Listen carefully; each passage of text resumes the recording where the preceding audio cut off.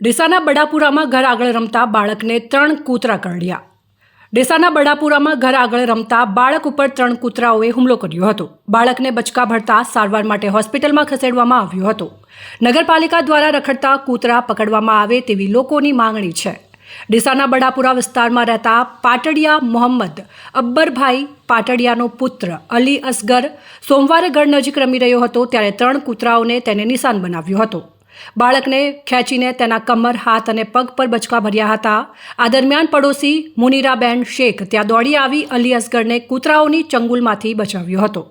અને આંગોટિયા રસ્તો એવો ખરાબ પડ્યો છે કે કૂતરાનો ત્રાસ છે અને સુગરનો ત્રાસ, આકલાનો ત્રાસ, કચરો, પાણી બધોય આવો પડ્યો ગંદીવાળો, સાફ કરવા આવતા નહીં। અને આજે તો આ છોકરો પણ આ કૂતરો લઈ ગયો એને નેઠા નેઠ અમારા બાજુવાળા થઈને છોડાયો એને, બધોય ત્રાસ છે અહીંયા। અને આ છોકરાને કંઈ થઈ જતો તો નગરપાલિકાવાળા કે કોઈ વોટમાં આવે કોઈ અમારી હમલતા નહીં। કેટલી વખત અરજીઓ આલી, કેટલી વખત નગરપાલિકામાં ગયા પણ એ કંઈ કામ ના આવ્યો અમારે।